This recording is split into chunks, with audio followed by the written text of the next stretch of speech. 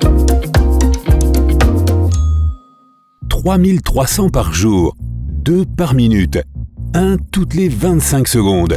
Si seulement j'étais en train de parler de la naissance d'adorables petits chatons. En fait, je parle de la fréquence des cambriolages. Et seulement 13% des cas sont résolus parce que les cambrioleurs sont si rapides qu'ils ne laissent pratiquement aucune preuve et qu'il n'y a généralement pas de témoins. Alors, imagine-toi la scène. Tu es de retour à la maison après une journée de travail épuisante. Tu laisses les clés dans le trou de la serrure et tu l'oublies complètement. C'est vrai, l'essentiel est que tu aies bien fermé la porte. Mais attends, qui est dans les buissons? C'est un cambrioleur qui cible ta maison et te surveille. La première chose qu'il pourrait faire, c'est de tester ta poignée. C'est définitivement verrouillé. Mais j'entends les clés cliqueter de l'autre côté. Hé hé, cool, ça va être fastoche. Fais une pause tout de suite. Impossible que le cambrioleur puisse forcer la serrure s'il y a des clés de l'autre côté, te dis-tu.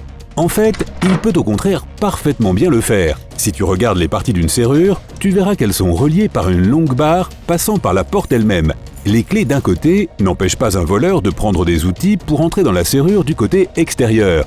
Elles font tourner le mécanisme à cet endroit et le déclic se fait entendre. Voilà, ils sont dedans. En fait, entrer chez toi n'est jamais un problème pour les cambrioleurs. S'ils ne savent pas déverrouiller une serrure, ils peuvent simplement briser une vitre. Encore plus facile, si ta porte est munie d'une fenêtre. Ils cassent la vitre, glissent leurs bras à l'intérieur et tournent la poignée de la porte.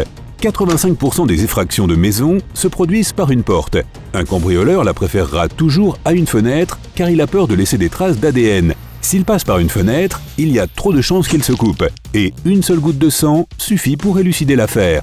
Si tes clés de voiture sont attachées au même porte-clés, c'est encore pire. Le cambrioleur peut charger tous les objets qu'il vient de voler dans ta voiture et s'enfuir en moins d'une minute. C'est la vitesse à laquelle se produit un cambriolage moyen.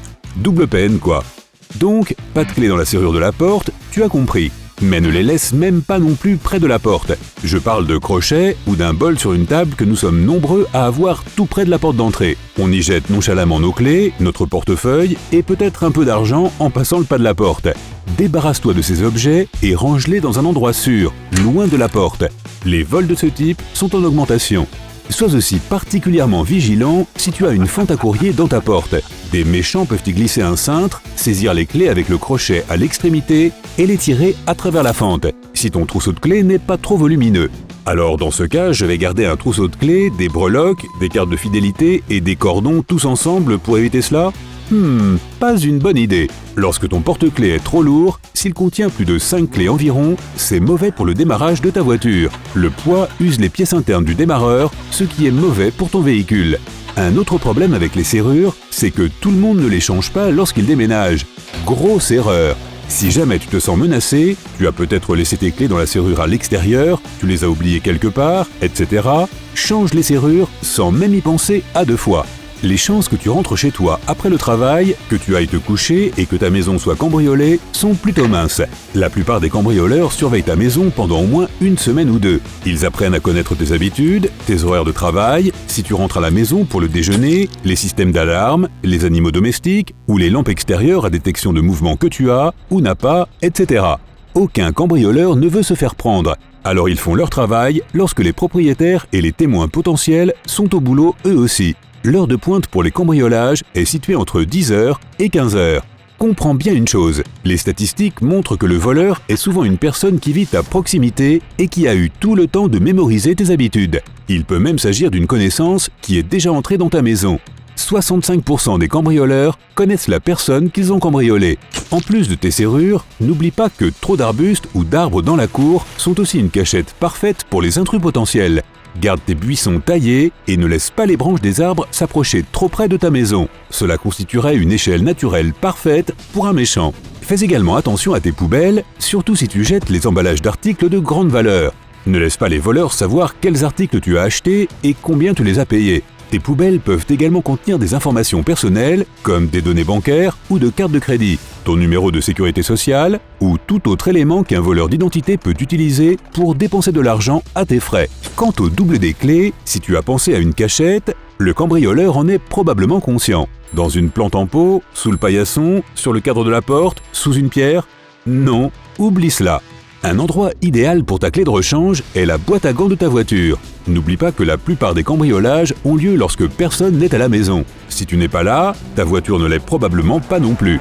Si tu perds un jour tes clés et que tu n'as pas de trousseau de rechange ou qu'elles sont enfermées dans ta voiture, tu peux toujours crocheter ta serrure avec un trombone déplié ou un petit tournevis. Enfonce-le au maximum et tourne-le jusqu'à ce que tu entendes un clic. La meilleure façon d'ouvrir les serrures à ressort est d'utiliser une carte de crédit que tu n'utilises plus. Place-toi parallèlement à la poignée, serre-la entre le cadre et la serrure, remue un peu et talam, la porte est ouverte.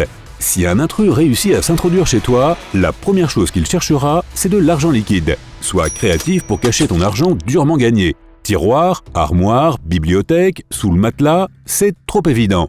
Mets-le dans un sac en plastique et cache-le quelque part comme dans ton congélateur, une plante en pot, un récipient à farine ou même ta boîte de décoration de Noël. Assure-toi que ton garage est également sécurisé. En plus du fait évident de voler ta voiture, de nombreux cambrioleurs se tirent avec des tas d'outils. Et tous les propriétaires le savent, ces outils ne sont pas bon marché. Ils entreront aussi dans le garage ou la remise à la recherche d'un objet qui pourrait les aider à entrer dans ta maison. Échelle, marteau, etc. Ton grenier doit aussi être sécurisé, car il n'est pas difficile de se faufiler dans la maison à partir de cet endroit. Une chose que tu peux laisser sur la poignée de ta porte d'entrée ou de ta porte arrière, c'est un verre. Si l'intrus tourne le bouton, le verre tombe et tu l'entendras se briser, en supposant que l'espace devant la porte ne soit pas recouverte de tapis. Une conserve de soupe vide fera l'affaire aussi, à condition qu'elle soit suffisamment bruyante lorsqu'elle touche le sol. Cela te donnera assez de temps pour agir. N'affronte pas le cambrioleur. Tu ne sais pas s'il est seul, armé, pro de jujutsu ou quoi que ce soit. Reste tranquille. Trouve une sortie si tu peux. Si tu es au premier étage, sors par une fenêtre ou par l'escalier de secours. Si tu es au deuxième étage, garde une échelle à enrouleur à proximité en cas d'urgence. Si tu ne peux pas sortir, barricade la pièce dans laquelle tu te trouves. Une chaise coincée sous la poignée de la porte convient parfaitement. Évite les meubles lourds comme les étagères et les commodes. Le bruit que tu fais en les faisant glisser sur le sol indiquera à l'intrus où tu te trouves. Trouve un endroit pour te cacher discrètement et profite de ce temps précieux pour appeler à l'aide. Et avant que cela n'arrive, élabore un plan. Tu ne veux pas être pris de panique en cherchant une pièce pour te cacher, une fenêtre pour t'échapper ou une chaise pour bloquer la porte. Si tu ne vis pas seul, assure-toi que tout le monde dans la maison connaît ce plan par cœur. Si tu as appris quelque chose de nouveau aujourd'hui, alors mets un like à cette vidéo et partage-la avec un ami. Et voici d'autres vidéos que tu devrais apprécier. Il te suffit de cliquer à gauche ou à droite et de rester du côté sympa de la vie.